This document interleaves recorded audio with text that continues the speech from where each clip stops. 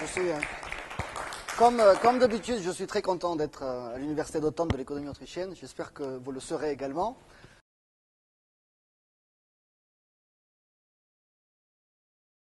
Donc, on a évoqué différentes questions liées à la pauvreté ce matin, la pauvreté en France, la pauvreté un petit peu à l'étranger, dans les pays en voie de développement. Cet après-midi, je continuerai cette étude de la pauvreté en la mettant en rapport avec la finance, notamment la microfinance, et quel pourrait être l'impact des microcrédits sur la réduction de pauvreté. Donc je commencerai d'abord par détailler et décrire ce phénomène de la microfinance. Comment est-il apparu? En quoi consiste-t-il? Comment s'est-il développé? Vous donner quelques chiffres pour essayer de comprendre de quoi nous parlons. J'essaierai ensuite, dans un deuxième temps, de vous exposer la défense de cet outil soi-disant révolutionnaire, selon Mohamed Younous, pour réduire la pauvreté. Et puis j'analyserai cette nouveauté macroéconomique telle qu'elle nous est présentée.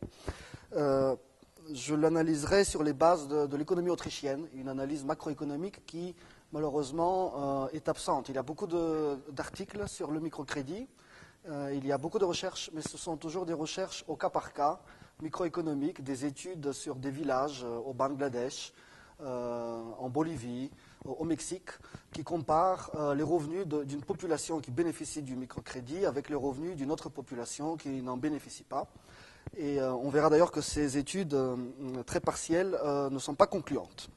Donc il y a véritablement besoin d'une analyse macroéconomique que l'économie et l'économie autrichienne nous donnent les outils de mener à bien cette analyse macroéconomique. Et puis en conclusion, je finirai sur le résultat. S'agit-il vraiment d'un outil de création de richesse tel qu'il nous est présenté, ou est-ce tout simplement un projet de redistribution de revenus? Voilà. Alors, le microcrédit, la microfinance en général, le terme initial était de microcrédit, maintenant on parle plus de microfinance. Cela désigne l'offre de services financiers, soit de prêt, donc le microcrédit, soit d'épargne, donc la microépargne, et parfois les deux sont liés, soit d'assurance, la microassurance, aux plus démunis. Et donc, il y a un lien supposé ici, les plus démunis est donc exclu du secteur financier dit formel, autrement dit les banques commerciales. Et le microcrédit, ce serait l'offre de services financiers aux exclus des banques commerciales. Alors, de nos jours, ça a été introduit au Bangladesh par Mohamed Younous dans les années 70. Ça a été très vite répliqué partout au monde. Et ça a été un franc succès. Donc l'année 2005 a été déclarée par l'ONU année internationale du microcrédit. En 2006, la Grameen Bank, ensemble avec Younous, ont reçu le prix Nobel de la paix. Grameen signifie village, donc Grameen Bank, c'est tout simplement la banque des pauvres, la banque des gens qui vivent à la campagne. Et ça nous a été présenté par Younous comme une véritable révolution, un phénomène nouveau. Alors, est-ce le cas? Si on regarde historiquement, pas du tout. En fait, le microcrédit s'apparente à ce qu'on trouve déjà en Europe, au XVIIe siècle, les tontines rotatives. Alors, qu'est-ce que c'est qu'une tontine rotative?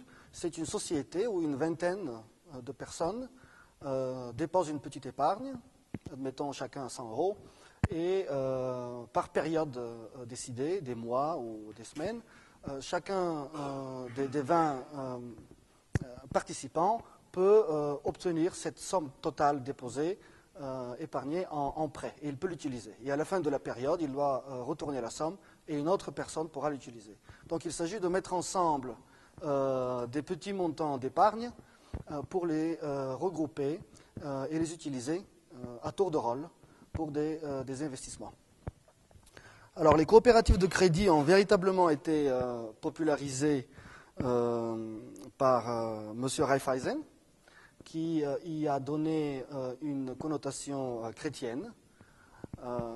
Et ça a été repris en France par un certain Louis Durand, avocat de Lyon, qui a créé, à la fin du 19e, début du 20e siècle, 4000 caisse mutuelle ouvrière et rurale, toujours d'inspiration chrétienne. Alors, ce sera intéressant de revenir sur ce phénomène pour comprendre pourquoi ces caisses mutuelles apparaissent. C'est une question intéressante. J'aurai l'occasion d'évoquer une hypothèse à la fin de mon exposé. Et ce sont ces caisses ouvrières et rurales qui vont donner naissance au crédit mutuel d'aujourd'hui, qui en 1950 obtiendra une forme plus comparable à celle des banques commerciales. Mais à l'origine, en réalité, c'était des petites banques de villages, de communes, de diocèses, qui recevaient une petite épargne et prêtaient aux notables à tour de rôle de la commune. Alors, ce sont des institutions qui existent de nos jours un peu partout dans le monde. Le Conseil mondial des coopératives de crédit recense 57 000 coopératives pour un total d'un cours de 1100 milliards de dollars, avec 208 millions de clients. Le taux de couverture de ces coopératives de crédit, qu'on appelle en anglais credit unions, aux États-Unis et au Canada est d'environ 50%. Donc environ 50% de la population au Canada et aux États-Unis a un compte dans une coopérative de crédit. En Irlande, c'est 76%. En Chypre, 100%. Donc ce sont véritablement des institutions financières qui existent partout dans le monde, qui ont une origine occidentale chrétienne de la fin du XIXe siècle et qui ne sont absolument pas une invention nouvelle de la part de M. Yunus. Et elles peuvent également être organisées par un principe institutionnel. Le Fonds monétaire international, par exemple, dispose de sa propre coopérative de crédit qui octroie des crédits bonifiés. Donc le microcrédit, c'est tout simplement l'idée de créer une coopérative de crédit et de la focaliser sur les petits crédits. C'est ça l'idée.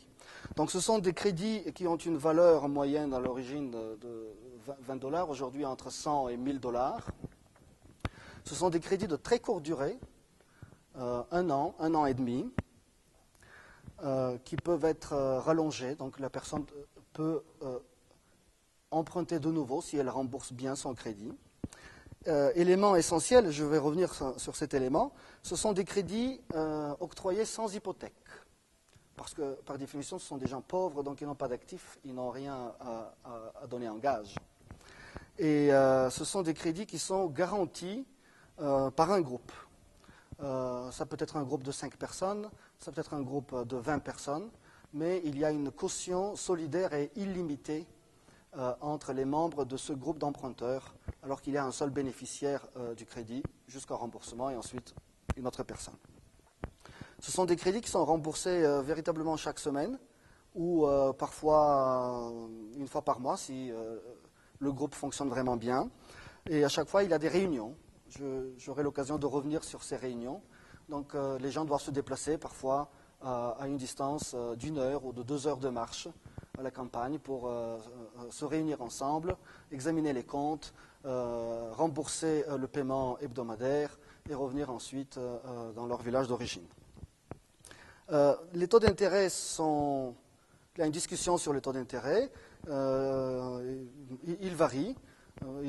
Parfois c'est 20% par an, 30% par an. Il arrive que ce soit au-delà de 100% par an.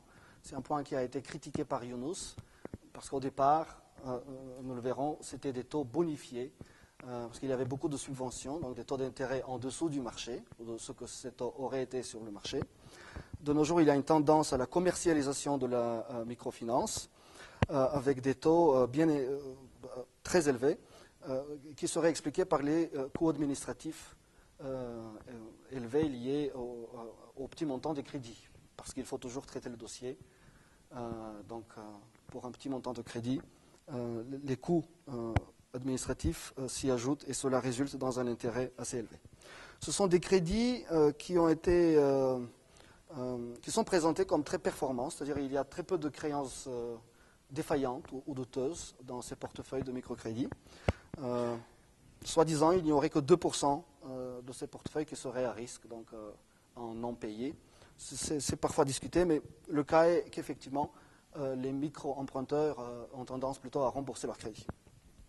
Alors, il y aurait 115 millions de micro-emprunteurs, donc c'est un phénomène assez large, et cela toucherait à peu près un demi-milliard de personnes, en incluant les membres des familles.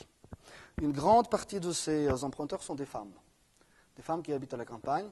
Selon certains écrits, entre 85 et 90% des micro-emprunteurs seraient des femmes, surtout pour les crédits octroyés par les NGO, par les NGOs. Donc on verra tout à l'heure. Alors l'encours total de ces microcrédits, pour donner une image, cela représente environ 200 milliards de dollars. À l'échelle internationale, c'est une somme plutôt modique, 0,3% de la production mondiale, si on peut se fier à ce genre de statistiques. Et à l'origine, donc, le microcrédit est conçu pour prêter des fonds de roulement à des micro-entrepreneurs. On verra l'idée tout à l'heure. Mais en réalité, tout le monde s'accorde dessus, la moitié de ces crédits servent à la consommation courante. Surtout lorsque ces crédits sont accordés à des femmes, on se rend compte que toutes les études empiriques montrent que lorsque c'est une femme qui reçoit le crédit, une plus grande partie de l'augmentation de revenus est utilisée pour la consommation et l'habillement des enfants, alors que si c'est un homme qui le reçoit, alors une plus grande partie est investie dans une production quelconque. Donc la littérature fait une distinction entre la réduction de la pauvreté et l'encouragement de la croissance. Donc les gens qui veulent réduire la pauvreté sont des militants pour prêter à des femmes, parce que cela améliore la condition présente.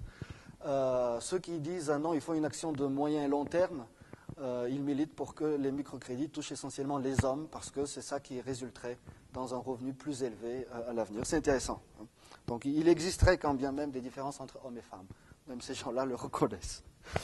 Alors un petit peu de données.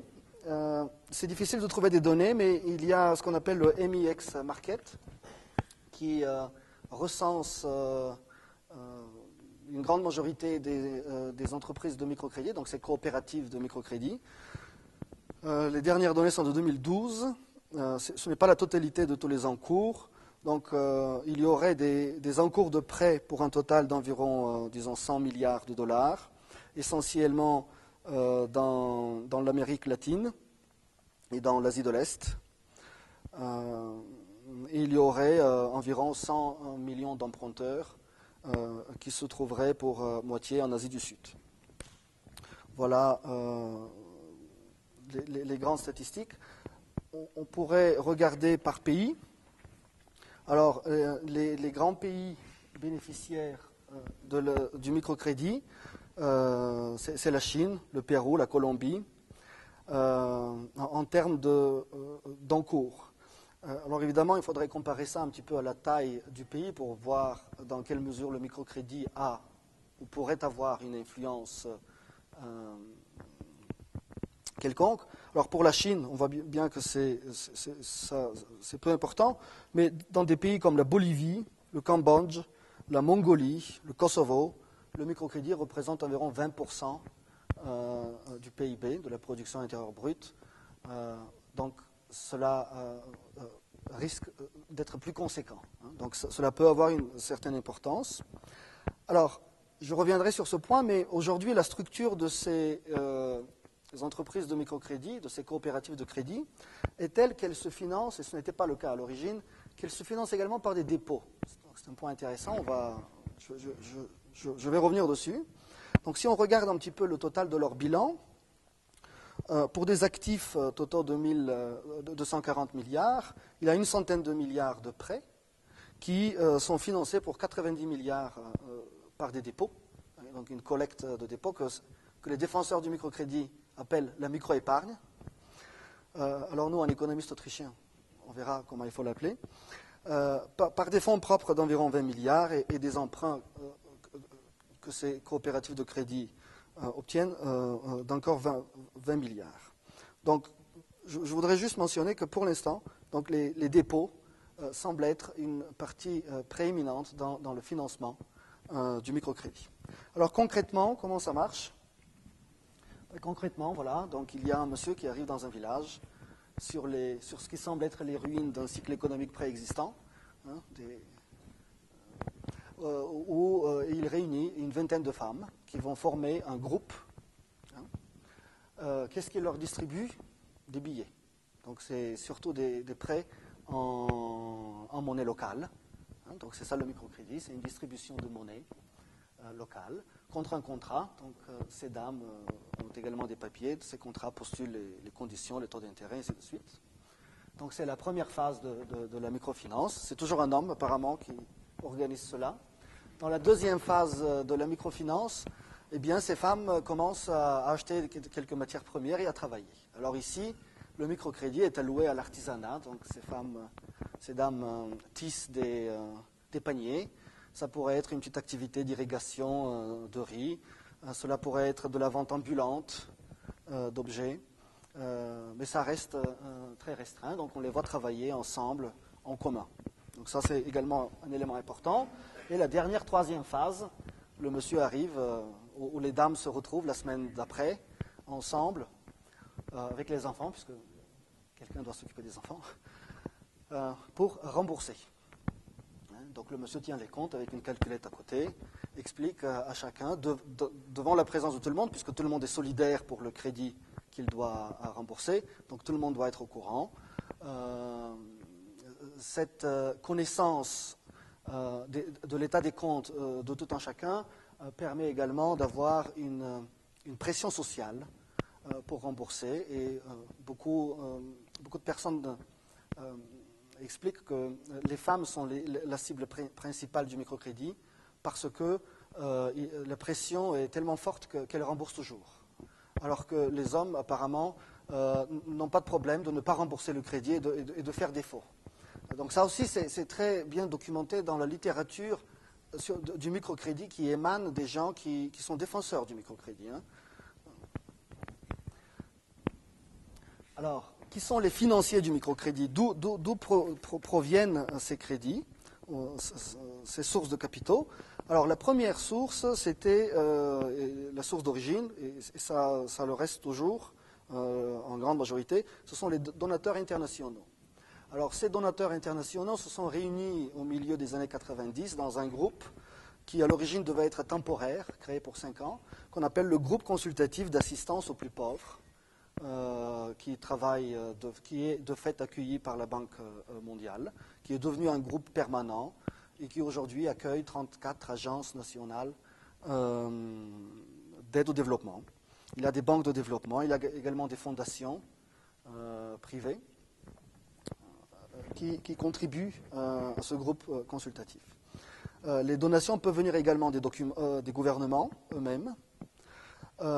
Et ces donations sont essentiellement guidées par ce qu'on appelle the outreach, donc l'étendue des programmes, combien de pauvres sont touchés. Il n'est pas important de savoir s'il y a vraiment de la croissance économique qui s'ensuit.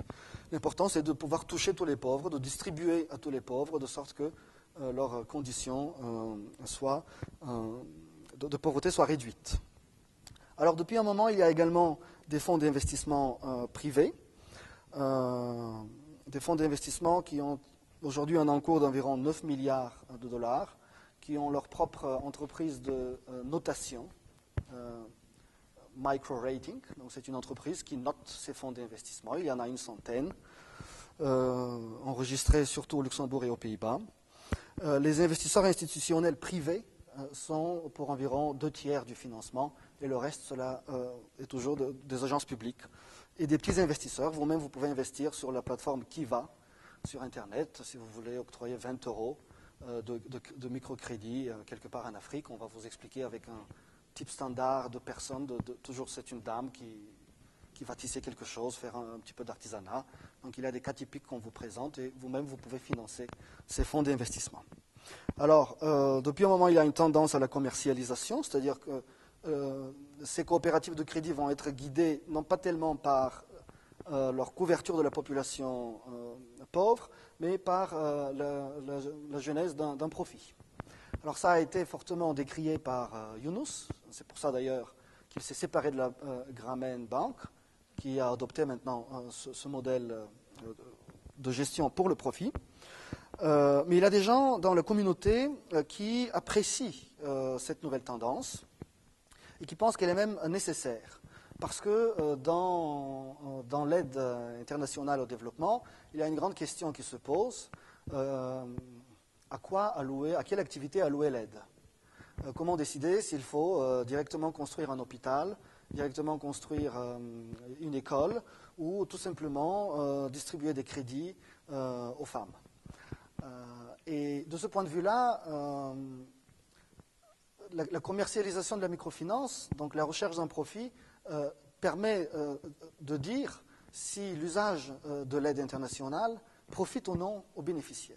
Donc il y a des gens qui trouvent que c'est un développement même nécessaire pour s'assurer du bon usage des capitaux investis.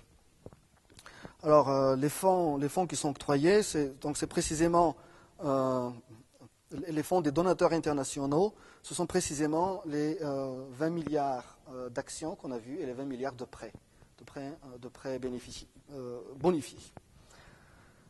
Alors, donc les intermédiaires du microcrédit, ces coopératives de crédit qui sont aujourd'hui groupées dans des grandes banques, comment ça fonctionne? Eh bien, il y en a de deux types. On peut utiliser le fonctionnement de la Grameen Bank et sa propre évolution comme symbole de l'activité de ces coopératives de crédit. Donc il y a la Grameen Bank 1. Qu'est-ce que c'est? Ce sont des groupes d'auto-aide. Self-help groups est le terme qui est utilisé en Inde. Donc ce sont des groupes d'auto-aide ou des organisations non gouvernementales. C'est le statut légal. Ça fonctionne à petite échelle, donc ça cible une population rurale et féminine. Et, chose importante, c'est fortement subventionné. Toujours en 2007, 62% des organisations, des coopératives de crédit de ce type étaient subventionnées. Alors tout le monde, la Grameen Bank, il fut un moment où la Grameen Bank était prise pour un exemple fabuleux. Alors aujourd'hui, on connaît les chiffres. Donc sur les 12 années de fonctionnement entre 85 et 96, donc les 12 premières années de fonctionnement de la Grameen Bank, le profit cumulé a été d'à peine 1,5 million, mais c'était encore un profit comptable. La réalité derrière, c'était des subventions directes, indirectes, ce que j'appelle ici comptable, donc un sous-provisionnement pour des créances défaillantes d'environ 160 millions de dollars. Donc, tout ça pour dire que ce sont des coopératives de crédit qui distribuent un microcrédit en se basant donc sur des subventions étrangères, grosso modo. Et il y a le deuxième type de Grameen Bank, Grameen Bank 2, qui est le deuxième type de coopérative de crédit, qui en réalité n'est pas autre chose qu'une banque commerciale à petite échelle, qui a pour clientèle des gens à faible revenu. Ce sont les 90 milliards de dépôts que l'on a vus dans le bilan consolidé de toutes les coopératives de crédit qui font du microcrédit. Alors, d'un point de vue autrichien, il y a deux spécificités à noter. C'est que ce sont des banques à réserve fractionnaire, donc qui ont la capacité de multiplier les liquidités et d'octroyer du crédit bancaire. Et ce sont des banques également qui fonctionnent avec un effet de levier, parce que les capitaux propres sont une partie seulement du total des actifs. Et cet effet de levier, évidemment, emmène un profit, ne serait-ce que comptable. Donc cela remet en cause également dans quelle mesure le profit de ces coopératives de nouvelle génération sont véritablement un indicateur du bon usage de l'aide au développement, parce que c'est un profit artificiellement gonflé. Alors, ce sont devenus des institutions régulées, supervisées par un organe de contrôle. Ça peut être la banque centrale locale. En Inde, c'est une autre institution qui ressemble à une banque centrale pour les coopératives. Et quand on regarde le bilan consolidé du secteur du microcrédit, ces coopératives de crédit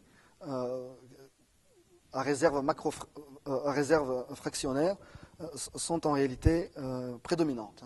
On pourrait dire 80%.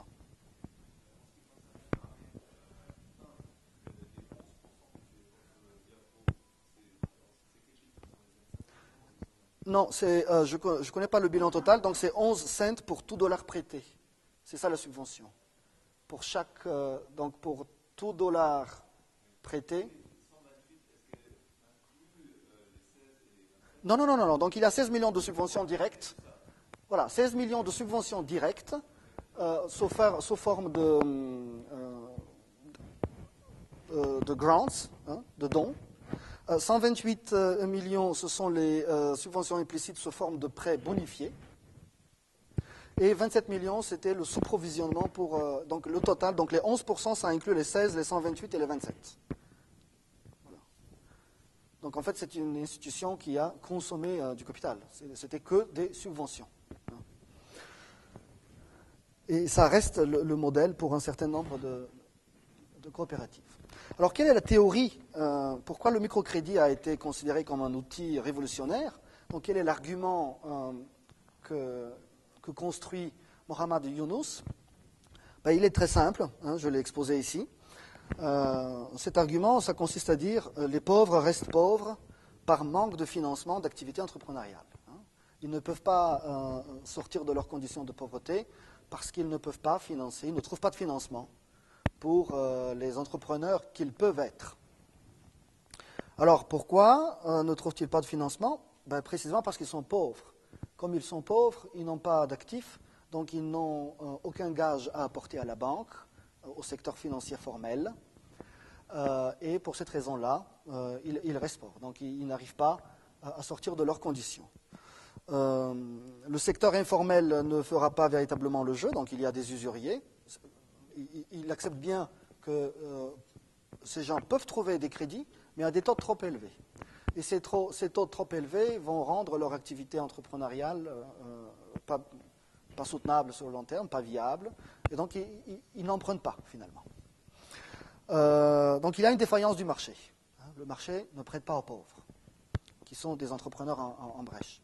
Et cette défaillance du marché, il faut la corriger. Alors, il y a eu une correction historique qui a été l'aide internationale au développement, mais Yunus accepte que ça a été un échec, parce que ça a créé une bureaucratie trop importante, parce que l'aide n'a pas été correctement utilisée, parce que ça a créé des dépendances, comme le professeur Ebrachu l'a noté tout à l'heure. Et donc, il dit il faut trouver un nouveau système. Et le microcrédit sera ce nouveau système par lequel les gens vont, en faisant de l'auto-aide, ils vont se sortir d'eux-mêmes, ils ne seront plus dépendants, hein, et ils vont tous devenir des entrepreneurs. Hein, ils vont pouvoir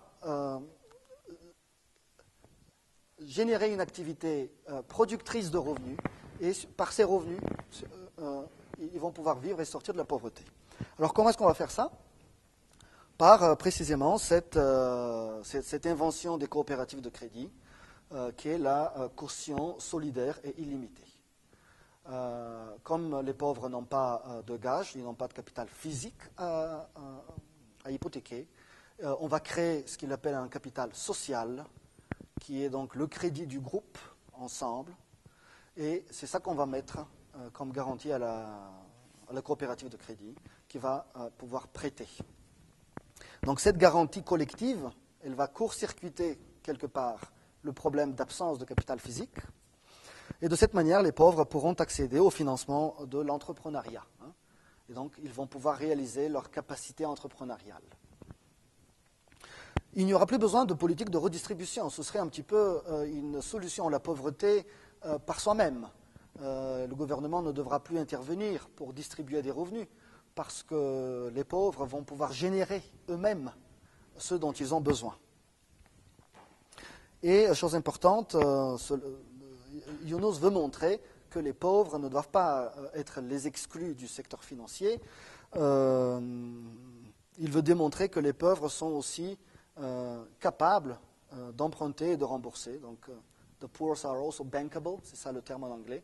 Il veut convaincre la communauté internationale que ce sont des débiteurs qui ont du crédit, hein, solvable.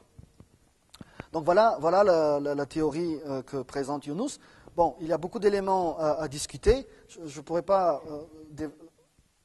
développer chaque point de son argument, mais je voudrais utiliser quelques outils d'analyse autrichienne pour voir si c'est vraiment vrai, hein, si ça pourrait être vrai ce qu'il dit. Et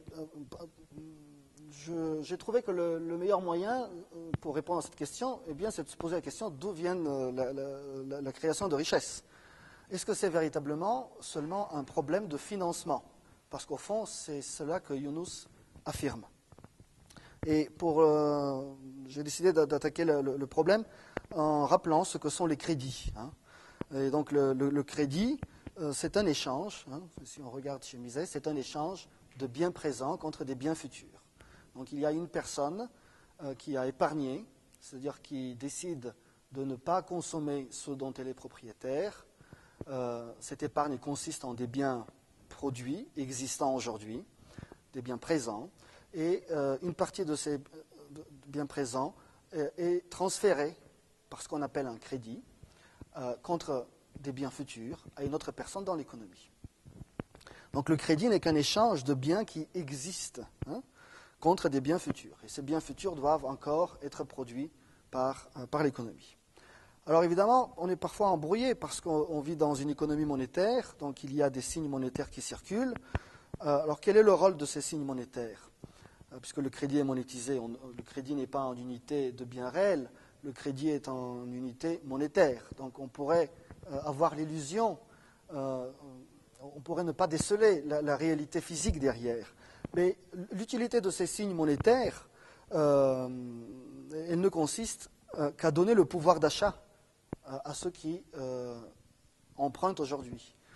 C'est que les signes monétaires permettent aux emprunteurs d'attirer précisément les biens épargnés vers eux en les achetant sur le marché.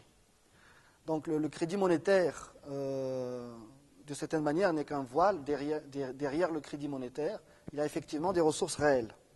Et donc le crédit et la transaction, cet échange de biens présents contre biens futurs par un moyen d'échange universel qu'est la monnaie, le crédit en soi n'augmente pas la quantité de biens disponibles.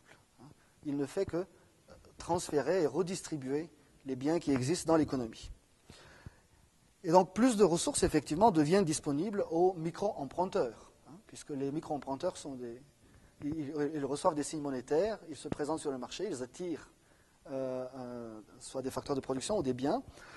Donc plus de ressources, ils peuvent contrôler plus de ressources.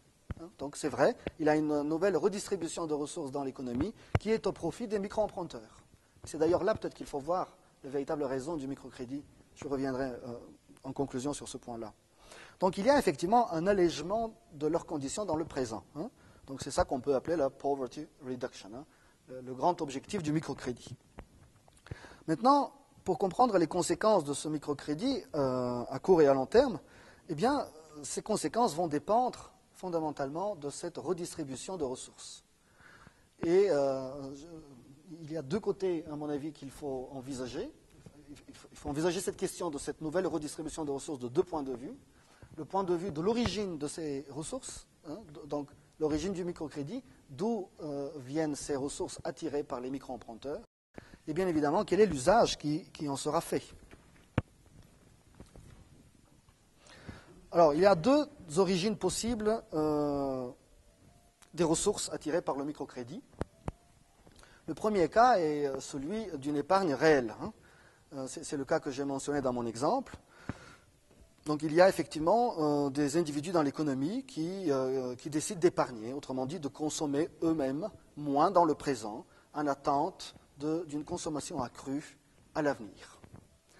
Et donc cette demande accrue de biens présents par les micro-emprunteurs va de pair avec une demande moindre de la part des épargnants nets. Donc il y a des ressources réelles derrière qui peuvent être utilisées par les micro-emprunteurs.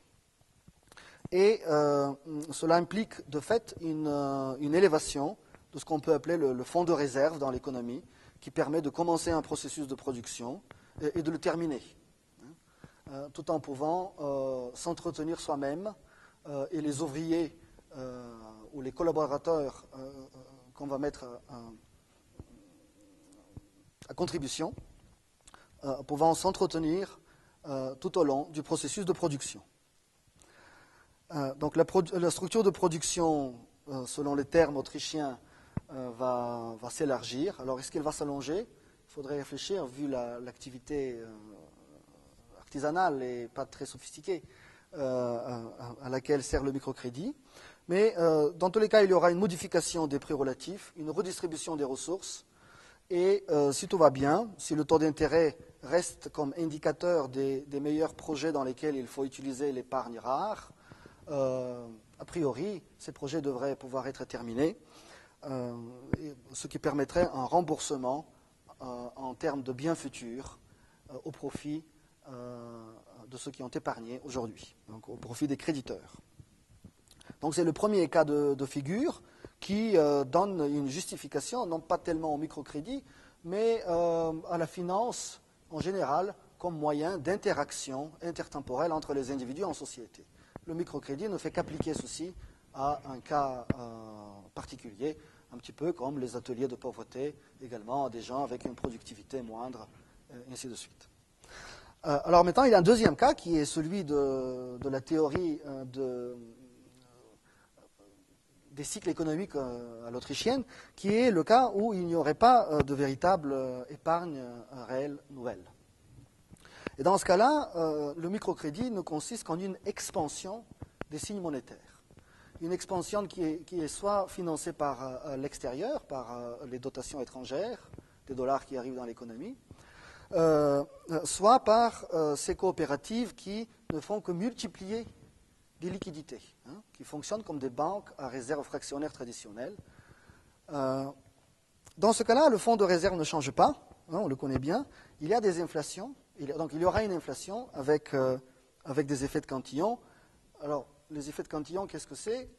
Ça, il faut aussi que je le rappelle pour expliquer aussi peut-être pourquoi les coopératives de crédit ont tellement de succès. Alors, chaque création d'unité monétaire nouvelle a un point d'origine. Donc, il y a quelques premiers bénéficiaires. Ces premiers bénéficiaires de chaque nouvelle monnaie peuvent acheter des biens et services sur l'économie, donc aux autres, ou disons aux producteurs dans l'économie, à des prix encore plus ou moins identiques aux prix préexistants. Mais au fur et à mesure que les signes monétaires circulent dans l'économie, les prix augmentent. Et donc ceux qui sont les derniers à recevoir les signes monétaires n'ont pas pu acheter avant que les prix n'aient augmenté. Et donc ils se retrouvent perdants.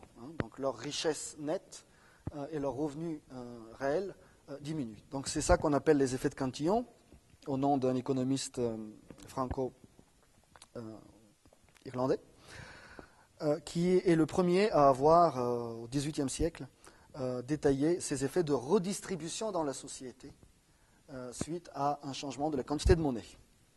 Et c'est exactement ce qui se passe dans ce cas-là, d'autant plus que si les nouveaux signes monétaires sont introduits également par une baisse du taux d'intérêt, qui engendre de nouveaux processus de production, il y a une incompatibilité dans la société intertemporelle, ce qui fait que les crédits ne peuvent pas être remboursés parce qu'il n'y aura pas plus de biens futurs, et cela résultera dans une crise.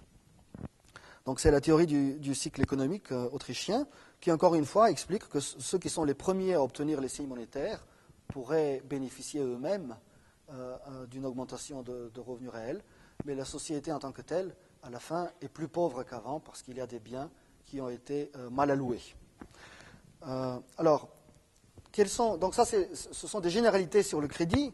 Quelles sont les origines probables du microcrédit? Donc, à quoi peut-on s'attendre dans le cas particulier du microcrédit? Alors, la première chose à noter, c'est que ce crédit ne provient pas de créanciers internes à la petite communauté. Donc, le microcrédit sert à financer une économie locale, on pourrait dire. Et ce crédit ne provient pas de créanciers internes à la communauté. Donc, même au sens élargi, si on prend le Bangladesh des villes, ne va pas financer le Bangladesh des villages. Ce n'est pas du tout ça. Soit ce sont des donateurs étrangers, privés, publics, comme on l'a vu, soit le cas majoritaire, c'est du crédit bancaire, mais encore une fois local. Parce que derrière le microcrédit, il y a l'idée de la micro-épargne. On va récolter la petite épargne des gens du village. Et en même temps, on va la prêter à tour de rôle ou aux notables du village, pour ainsi dire. Donc, je ne vois pas véritablement d'éléments d'épargne réelle derrière. Soit il s'agit des signes monétaires importés, soit il s'agit de signes monétaires créés sur place. Maintenant, est-ce que, une fois qu'on a les signes monétaires, même venus de l'étranger, peut-on compter sur une épargne venant de l'étranger? Ben là, il faut quand même voir que le microcrédit consiste véritablement à financer une économie locale. L'objectif n'est pas d'exporter, l'objectif n'est pas d'importer. C'est vraiment comme on a vu les dames qui tissent leur panier, tout au plus serait-ce vendu à des visiteurs étrangers. Mais il ne s'agit pas vraiment de vendre ça contre des biens venant de l'étranger. Donc encore une fois, il est très douteux que le microcrédit serve à amener des biens physiques réels de l'étranger. Donc qu'est-ce qu'on peut en conclure? Les résultats les plus probables du microcrédit, ce serait tout simplement une inflation, une redistribution de ressources existantes, en faisant monter leur prix progressivement, et il créera forcément une rareté qu'on ne voit pas. Donc on voit bien les femmes qui sont occupées à tisser les paniers, mais ces ressources ont été achetées à quelqu'un d'autre qui aurait fait peut-être la même chose, peut-être en optimisant le travail. Donc tous les exemples, toutes les photos que l'on nous montre de femmes engagées à travailler, ben derrière il faut quand même voir que s'il n'y a pas de véritable épargne réelle qui vienne de quelque part, il y a forcément une autre dame qui a été mise au chômage, pour ainsi dire. Donc il y a une rareté invisible. Et donc l'amélioration de la condition de certains, donc ce qu'on appelle la poverty reduction, donc la réduction de pauvreté que l'on voit, elle se fait forcément aux dépens d'une réduction de richesse ou d'une création de pauvreté, on ne sait pas, ailleurs dans la même économie, en proximité. Alors quelles sont les implications à plus long terme? Parce que c'est ça qui est également intéressant. Alors à plus long terme, il faut se tourner vers l'usage, vers les usages possibles du microcrédit. Pour l'instant, on a regardé que l'origine des ressources attirées physiquement par le microcrédit. Quels sont les usages possibles du microcrédit? Alors, soit c'est une activité productive, donc encore une fois, on a vu l'exemple, agriculture, élevage, artisanat. Il y aura un produit futur, sa destinée est de rembourser les crédits, donc les biens futurs produits.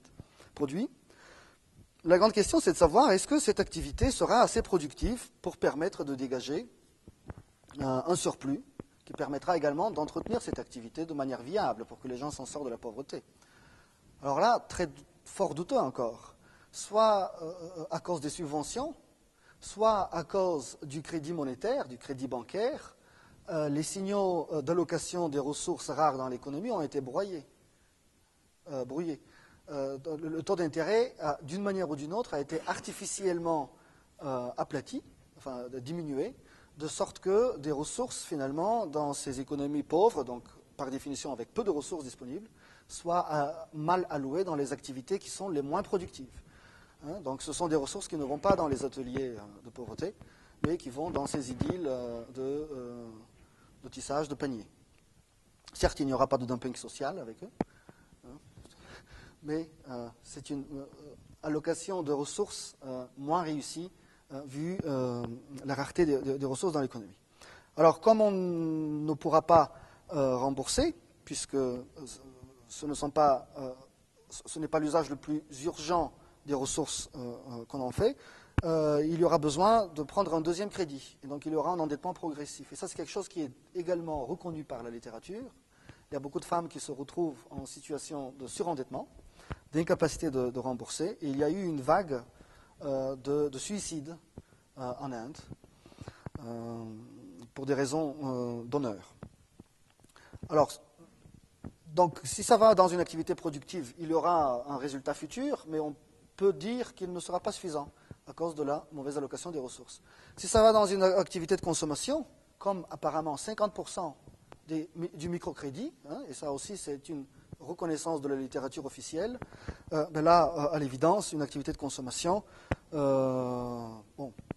vu l'état de pauvreté discuté dans la littérature, bon, je n'ai pas été dans ces pays pour pouvoir juger moi-même, mais on peut imaginer que de meilleurs habillements, une meilleure condition de vie, une meilleure nourriture pourrait augmenter la productivité. Donc, dans ce cas-là, on peut se poser la question si c'est vraiment une activité de consommation. On pourrait y voir une activité d'investissement, de fait, des ressources à tirer. Mais s'il s'agit véritablement d'une consommation périssable, eh bien, il n'y aura aucun impact à l'avenir. Il y aura une amélioration de la condition présente au prix d'une diminution à l'état précédent, sinon pire, puisqu'il y aura la dette à rembourser en même temps. Donc, en soi, le microcrédit, c'est tout simplement un outil de redistribution des ressources. Sans épargne réelle, il ne peut avoir aucun impact réel sur la réduction de pauvreté. Il peut redistribuer les biens. Et la permanence de cette redistribution ou non dépendra en fait d'autres facteurs historiques qu'il faut étudier peut-être effectivement au cas par cas. Mais en parlant d'autres facteurs, je veux évoquer également les aspects non financiers du microcrédit qui sont un peu moins connus, mais qui à l'origine font vraiment l'essentiel pour Yunus du microcrédit.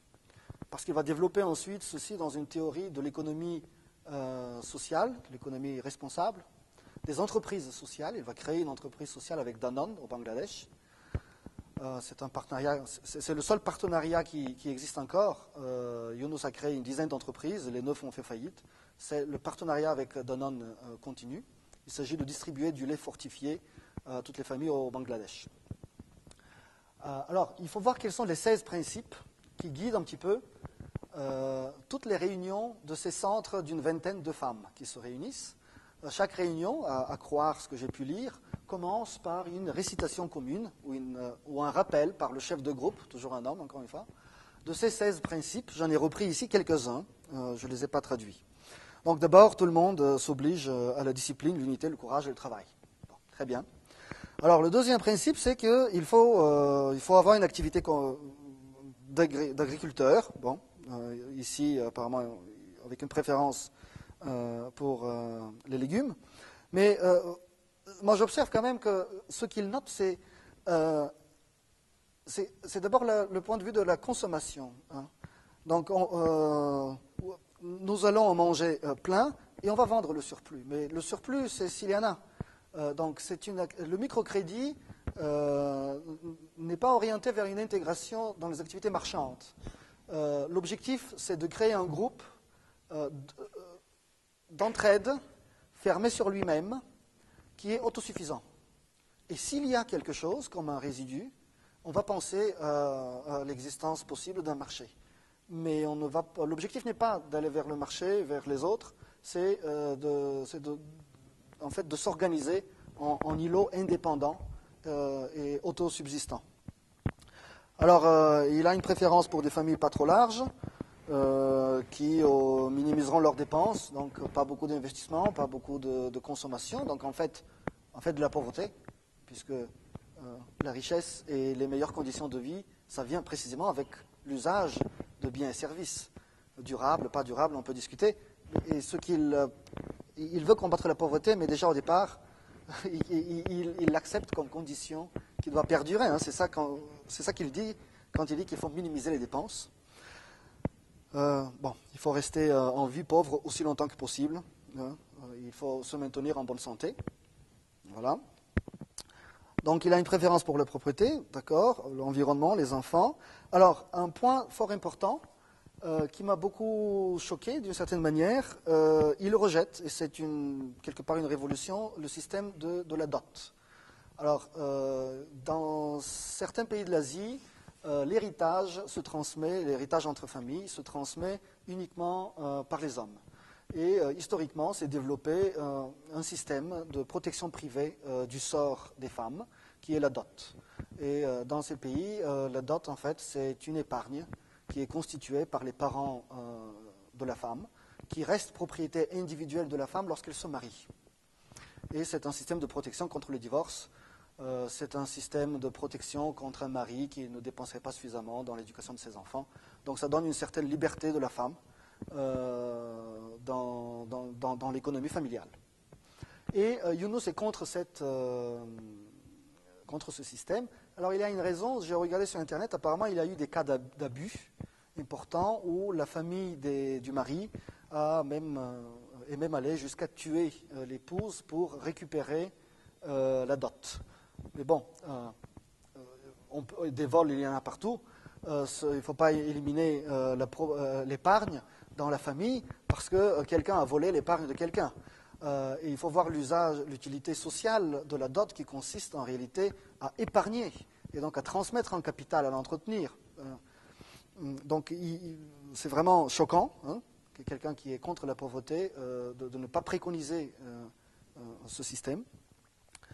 Alors il est pour la mise en place de grosses œuvres, pour ainsi dire, mais collectivement.